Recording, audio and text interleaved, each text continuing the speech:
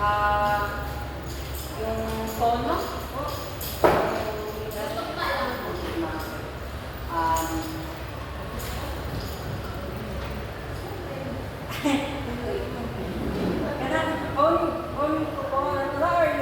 Depende na po sa inyo, ma'am. Kung ano gusto niyo.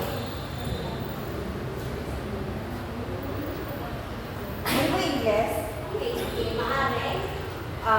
Always bright and beautiful. All creatures great and small. All things wise and wonderful. The Lord God made them all. Maraming salamat. So, nakapagbigay siya ng isang uri ng tula na lumabas sa pantigulit sa Ingles. Maraming salamat din mga putanin.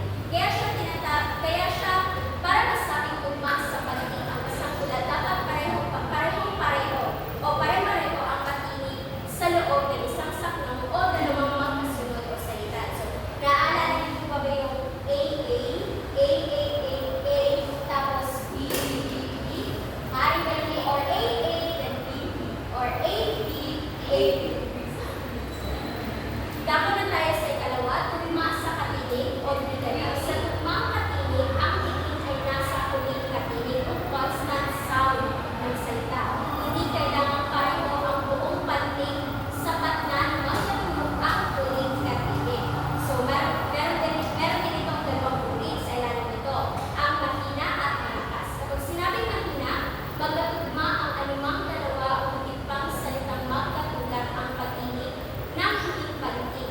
At ang pinakadulong po ng mga patinig ay alinman sa L, M, N, N, G o ng R, W at Y. Halimbawa nito is ulan, daan, araw, galaw. Meron siya, hindi lahat ng pinakahuling pantig ay magkapareho. Ngunit may parehong katinig lamang siya. Kagaya na lamang ng ulan at daan yung an. Hindi yung galaw, hindi yung L, hindi yung lan, at hindi yung an. Yung an kasi, iisang katinig lang yung an. Habang yung lan ay isang katinig din. Yun, hindi sila magkapareho.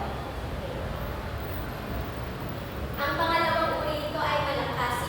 Ang ibig sabihin nito, magkatugma ang anumang dalawa o higit pang salitang magkatulad ang patinig na huling pantig at ang pinakatulong po ng patinig ay alinman sa P, K, D, G, O, S at saka E. Halimbawa, landas, bukas.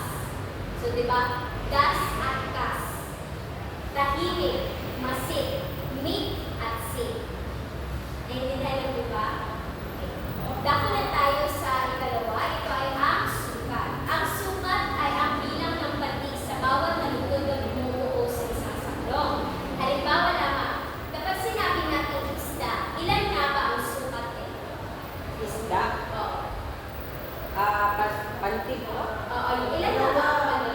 Dalawa. Ang maganda naman. Tatlo. Tama. Kapag sinabi natin sukat, ito ay ang bilang ng pantig sa isang salita o bilang ng pantig sa isang talito. Okay, meron tayong uri ng sukat, diba?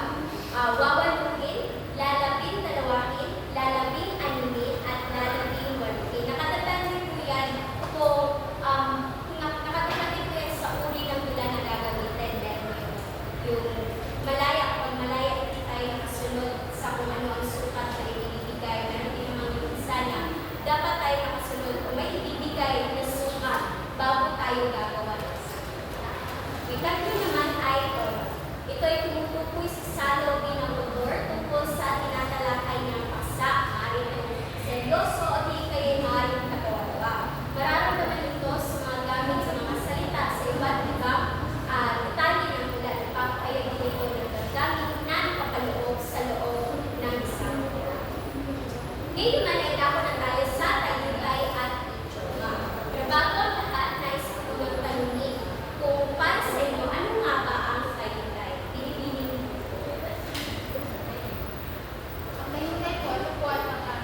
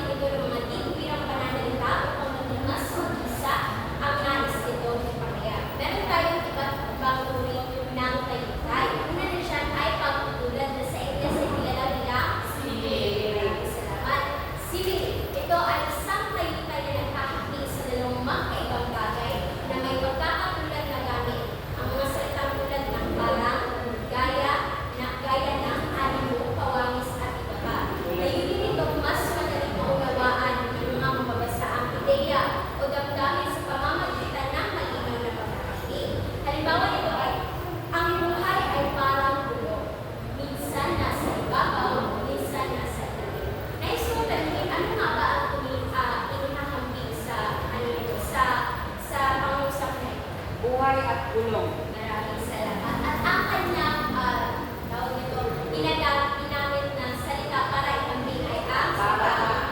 Tama. Ikalawa ay pagwawagis na kilala sa Ingles bilang metaphor. Metaphor o metaphora. Maraming salamat. Ito ay isang tuwirang paghapik. So, magpapareho lang po ito sa simile ng hapik. Ngunit, dalawang magkaibang bagay na hindi ginagamit ng salitang kanilad. Hindi ginagamit ng salita parang, kayanan, kawangis. Ipinapakita nito na ang isang bagay ay itinuturing na kapareho ng isa upang mabigyang din ang katanungan o pahulugan. Halimbawa nito ay, ikaw ang ilaw ng aking buhay. So ano nga ba ang ihahambing sa, ano nga ba ang dalawang ihahambing? Or dalawang, hindi ba rin ihahambing, magkaibang bagay na itinutulad sa isa't isa. Ikaw at ang ilaw. Maraming salamat. Napaka-interactibo nito. Pangatlo ay pagsasatao o personification. Ano naman ang mas kilala ito sa Ingles na Personification.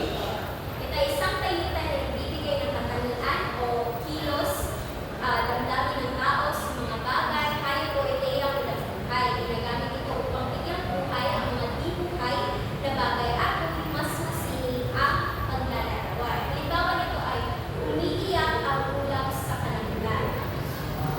Binibining ang lugar, maaari ka bang magbigay ng halimbawa o halimbawang kausap na makikitaan ng personification o kayutan ng pagsasatao. Sumasayaw ang mga tao. Maraming salamat. Nakinig talaga si Binibining Lumatigaw. Ang pang-apat naman ay pagmamalabis o eksagerasyon. Ito ay sinasadyang pagpapalaki o pagpapalabis ng paglalarawan upang maipahayag ang tindi ng damdamin, sitwasyon, pangyayari. Hindi ito literal na totoo, ngunit ginagamit ito para mas papatinggan ang ilusyon ng nagpapahayag. Halimbawa nito, inabot ako ng 1,000 taon sa kakahintay sa iyo. Napakagandang gamitin sa mga tulang na papakita ng papakit ng pag-ibig sa isang tao. Ikalima, ang panawagan o apostrophe. Ito ay isang kayutay ng pagtawag o pag-usap sa isang tao wala, patay, ibuhay na bagay o abstraktong idea na parang ito ay naroon.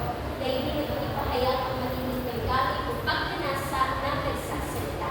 Halimbawa nito ay, o pag-ibig, bakit ka binibihing bibig ko, maaari ka bang magbigay ng halimbawa ng kapanawagan o apostrophe. Diba, halimbawa, o pag-ibig, bakit ka matanong?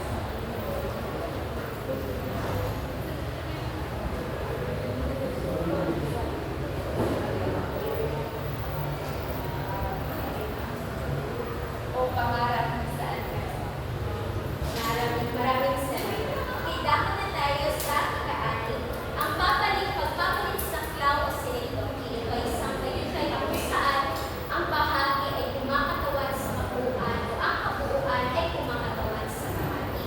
Ginagamit ito upang madali o mapatinggan ang pagpapakaya. Halimbawa na lamang ay maraming bibig ang pinapakaya. Bibig ay ibig sabihin tao. Maraming tao ang pinapakain ng kapagulit. I-change siya into bibig para mas mapatinggan ang sa kaisipan. Diba? Kasi bibig ang ginagamit pangkain.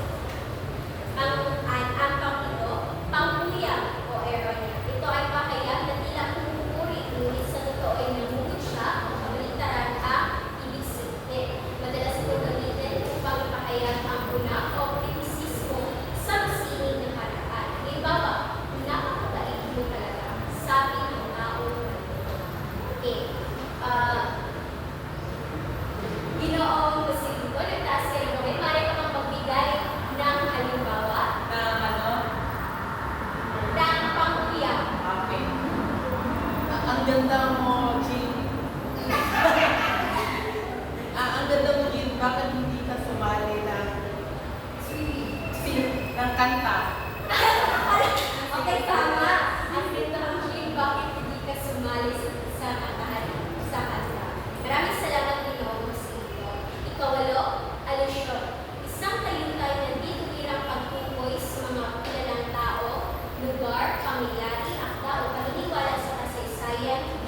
gamit o tiya o kalutan.